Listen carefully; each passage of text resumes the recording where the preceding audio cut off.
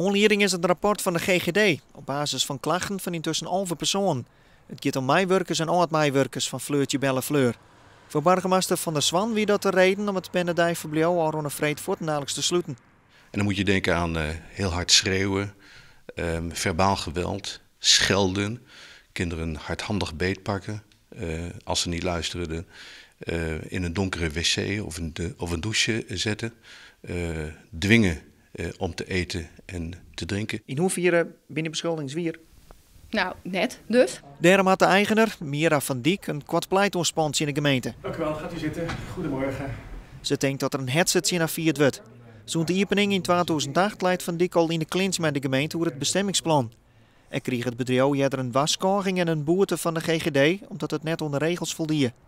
Bleef de vraag wat de oud-meiwerkers in de Benedijverblio-houdster ha. Het is natuurlijk, het is wel duidelijk dat er bepaalde medewerkers vertrokken binnen die, nou dat is net helemaal fantastisch net leuk voor ons. Er is een stagiaire geweest die net goed beoordeeld is, dus dat is al het ouwaardsie. En wat natuurlijk ik een rol speelt is de vraag hoe die verklaringen nou precies opstelt binnen, wat het de GGD nou vregen. Van Dijk is zelfs te emotioneel om voor de camera te reageren. Ze is er bot van wij. Zij is je kapot van.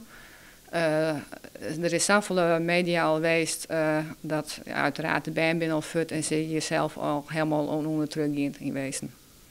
Want kan haar bedrijf ook gewoon weer riepen? Ja, dat is nog maar de vraag. Mijn dochter die uitspraak. Intussen heb ik verskate ouders gemeld bij de gemeente met klachten.